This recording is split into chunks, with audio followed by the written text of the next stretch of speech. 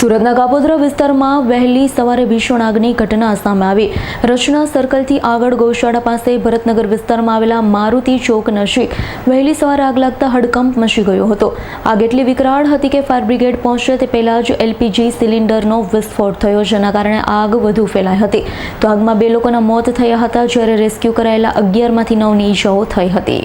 સુરતના કાપોદ્રા વિસ્તારમાં ભરતનગર ખાતે મારુતિ ચોક નજીક આવેલી ભરતનગર વિસ્તારમાં G+3 માળની ઇમારતમાં વહેલી સવારે આગની ઘટના બની। સવારે લગભગ 5:30 વાગ્યે ફાયર વિભાગને કોલ મળતા તાત્કાલિક 4 ફાયર સ્ટેશનના વાહન ઘટના સ્થળે પહોંચ્યા। જોકે ફાયર ટીમ પહોંચે તે પહેલા એલપીજી સિલિન્ડરનો વિસ્ફોટ થયો, જેના કારણે આગ વધુ વિકરાળ બની। ફાયર બ્રિગેડ દ્વારા હાઇડ્રોલિક પ્લેટફોર્મની મદદથી 3જા માળે બંધ પતરાના શેડ તોડી અંદર ફસાયેલા લોકોને બહાર કાઢવામાં આવ્યા। બચાવ કામગીરી દરમિયાન 11 લોકોને રેસ્ક્યુ કરવામાં આવ્યા। 9 લોકોને સામાન્યથી મધ્યમ ઈજાઓ પહોંચી તાત્કાલિક સારવાર માટે હોસ્પિટલમાં ખસેડવામાં આવ્યા। આ દુર્ઘટનામાં 2 લોકોના મોત નીપજ્યા હોવાનું સામે આવ્યું છે।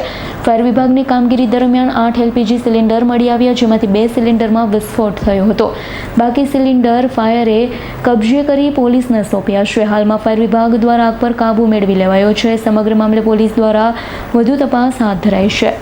ભરતનગરમાં ખાતા નંબર 46 અને 47માં સવારે 5:30 આગનો બનાવ બનેલો, જેની અંદર ટોટલ 4 ફાયર સ્ટેશનના વ્હીકલો ઘટનાસ્થળ પર પહોંચેલા।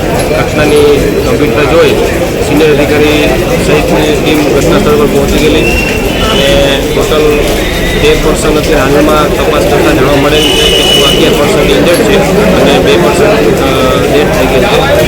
અત્યારે આગ જે છે સંપૂર્ણ કાબૂમાં છે અને આ જે ખાતા છે ખાતામાં આગ લાગેલી હતી અને ઉપરથી 3જા માળે જે છે એમાં પતરાના શેડ બનાવેલા છે। એ પતરાના શેડની અંદર પોલીસ પ્લેટફોર્મ અને એવા ફાયરના જવાનો દ્વારા પતરાના શેડ કાપી અને રેસ્ક્યુ કામગીરી કરેલી છે, પ્લસ એક્સટેન્શન લેટરથી પણ અમારી રેસ્ક્યુ કામગીરી કરવામાં આવેલી છે। અચ્છા, કેટલા આગ લાગવાનું કારણ શું કહે છે? આગ લાગવાનું પાછળ હજી જાણવા મળેલ નથી। જે તપાસનો વિષય હોય તે સંલગ્ન ડિપાર્ટમેન્ટ દ્વારા તપાસ કરવામાં આવે, ત્યારબાદ જ આગનું કારણ જાણવા મળી શકે। અત્યારે કોઈ આગનું કારણ જાણવા મળી શકે નથી। Bureau report S9 news Surat.